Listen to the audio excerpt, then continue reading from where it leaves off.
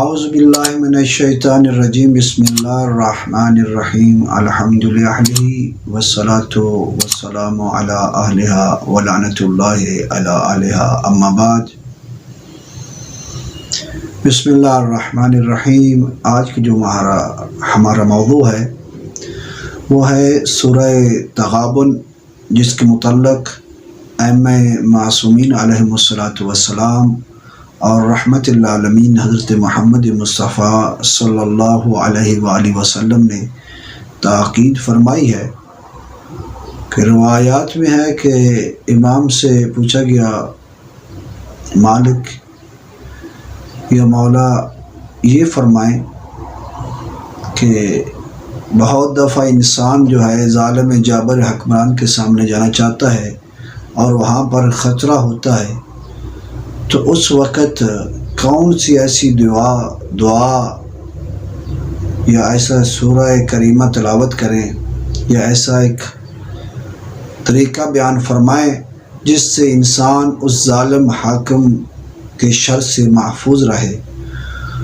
تو امام جعفر صادق علیہ السلام نے فرمایا کہ جو انسان جب بھی کسی ظالم حاکم کی طرف یا ظالم شخص کی طرف متوجہ ہوتا ہے، اس سے غرض و غایت ہوتی ہے، کام ہوتا ہے، وہ سورہ تغابن کو تلاوت کرے اور پھر اس کی طرف جائے، تو وہ انسان اس ظالم کے شر سے محفوظ رہے گا، اور جو اس کی حاجت ہوگی وہ شخص جو ہے، وہ ظالم جو شخص ہے، وہ اس کی حاجت کو پورا کرے گا۔ تو علماء عرفان میں سے بعض علماء نے یہ ذکر کیا ہے کہ سورہ تغابن کے فضائلوں میں سے ایک فضیلت یہ ہے، اگر سورہ تغابن کو ایسے مریض پر دم کیا جائے جو لا علاج بیماری میں مبتلا ہے، تو اللہ تعالیٰ اس سورہ تغابن کے صدقے میں اس سے شفا دے گا۔ دوسرے مقام پر حضرت محمد مصطفیٰ صلی اللہ علیہ وآلہ وسلم فرماتے ہیں کہ جب انسان دنیا سے چلا جاتا ہے، اگر اس نے اپنی زندگی میں ایک ورد بنا رکھا ہے کہ سورہ تغابن کو پڑھتا ہے،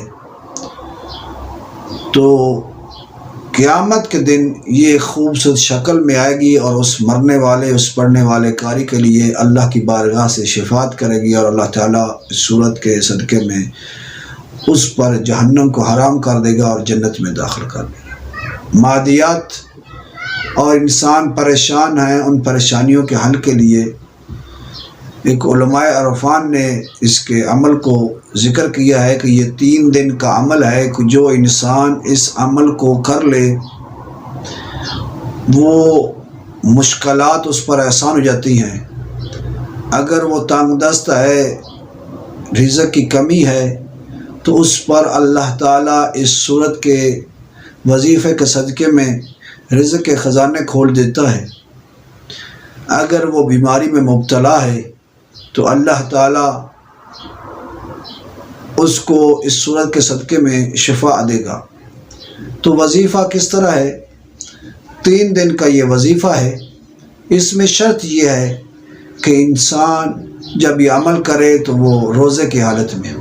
تو یہ ماہ مبارک ہے، رمضان شریف، رمضان مبارک ہے، رمضان کریم ہے، کہ اس وقت وہ روزے میں ہوگا۔ جب وہ روزہ رکھے گا تو اسی وقت یہ عمل کر لے۔ لیکن بعض علماء نے اس کے متعلق بیان فرمایا ہے، اگر تہجد کے بعد پڑھا جائے تو وہ بہت عظیم مقام ہے، یا صبح کی نماز سے پہلے اس کی تلاوت کی جائے تو اس کے لیے فائدہ مند زیادہ ہے۔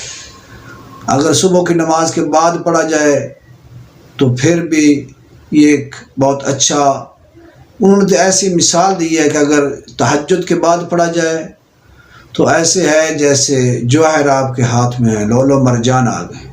اگر صبح کی نماز سے پہلے ایسے ہے جیسے سونے کے سکے آپ کے ہاتھ میں۔ صبح کی نماز کے بعد اگر آپ تلاوت کرتے ہیں تو ایسے جیسے چاندی کی مانند ہے، اور باقی دن میں کسی وقت بھی تلاوت کر لیتے ہیں۔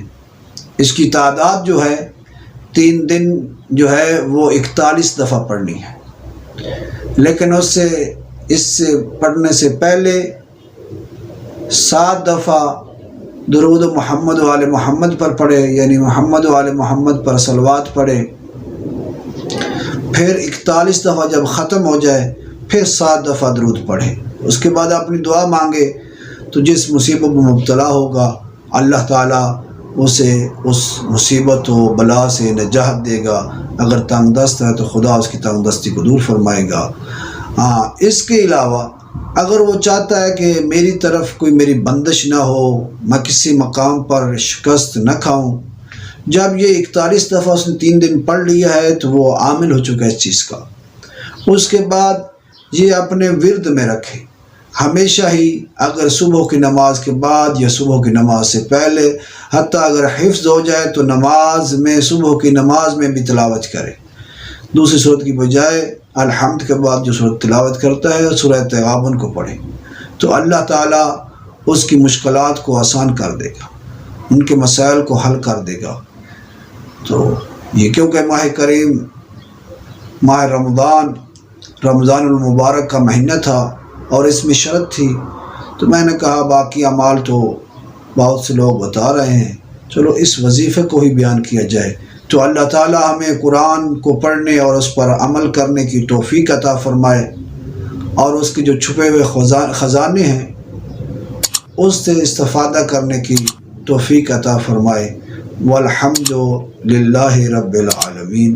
اللہم صلی علی محمد و آل محمد۔